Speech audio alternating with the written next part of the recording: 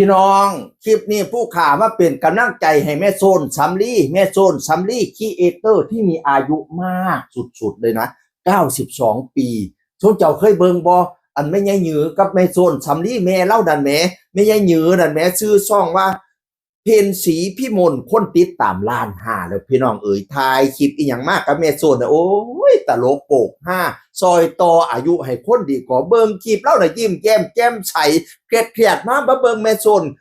นครับยายหยือนี่โอ้ยจะแม่นข่อยม่วนข่อยซื่นย้อนเล่าให้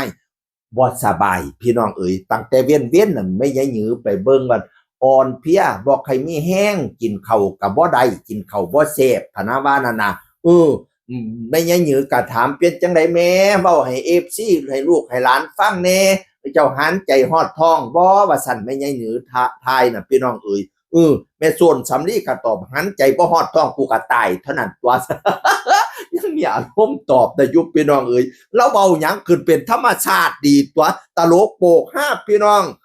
บัดนี้ป่วยบ่สบายลูกว่าสิพาไปหาแพทย์หาหมอแต่เว้นก็บ่ไปดิผู้เฒ่าสมัยโบราณก็บ่เหลืออดอีหลีบ่ว่าสิไปดอกหาแพทย์หาหมอนั่นคำมาตีสองบัดทีนี้เจ็บท้องเข้าห้องน้ำบีดกับปานนั่นพะนะว่าน่ะก็เลยได้ไปพบแพทย์พบหมอตอนตีสองกว่าสิแล้วกลับบ้านบ่แม่นตีสามกว่าสิแม่นยังยื้อท้ายนั่นน่ะคุณหมอไก่อย่ามากลับบ้านพะนะว่านั่นน่ะสุดท้ายก็ได้ไปเยี่ยมคุณหมอตอนตีสองครึ่งขอบคุณจากคุณ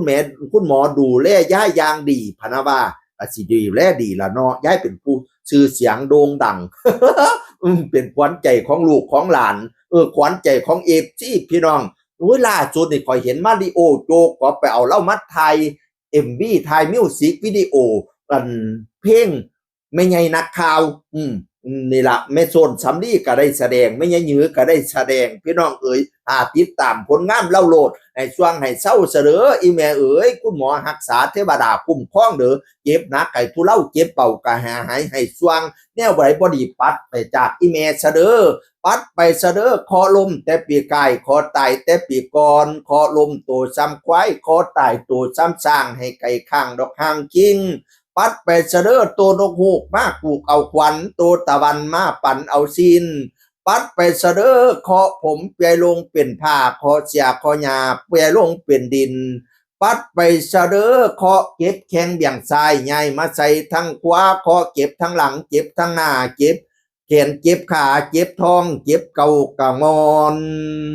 ปัดไปเสดอตัวมันจกกินตับตัวมันจับกินปอดตัวกอดกินบีมามแนวใดบ่ดีปัดไปจากอีแม่ข่อยเสดอให้เราสว่างเศร้าซับพี่น้องเอ๋ย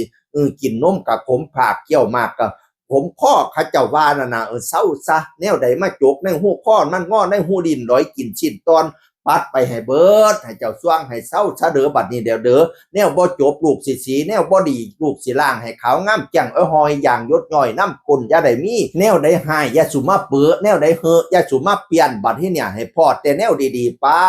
แนวบ่ดีปัดไป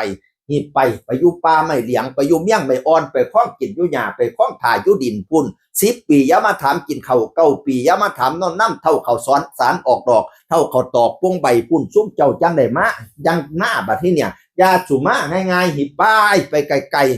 ให้จ้วงให้เศร้าซะแม่เอ๋ยเศร้ามืออื่นข่อยบ่ถือเศร้ามือฮื้อข่อยบ่เว้าคันสิเอาแท้ๆให้เศร้ามือนี้ดอกแน่นอนเด้อให้ลูกขึ้นสั้นยันให้สั้นขึ้นคองย่องลูกขึ้นกินปลาลูกหากินข้าวลูกเว้ากับลูกเต้า FC ซะเด้อแม่เด้อ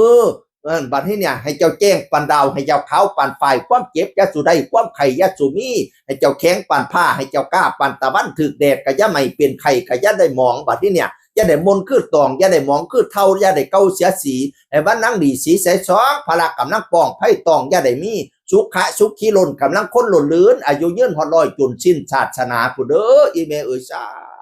ธุมันยืนอยู่กับลูกกับเต้าไปโดนๆสร้างคลิปให้ลูกให้เต้าได้เบิ่งโดนๆแม่ยังยือกับว่าแล้วดีแม่ยังนางเอกไงว่าซั่นว่าแม่เจ้าของแม่ส่วนแล้วก็ว่าเฮ้ยคันบ่มีกูช่องมึงก็บ่ดังดอกซั่นอยู่กับลูกกับเต้าสร้างลันเสียงหัวเราะให้ลูกให้เต้าไปโดนเด้อแม่เด้อเป็นกกโพใหญ่กกให้หนาตุ้มลูกให้เป็นเงาตุ้มเต้าให้เป็นห้อง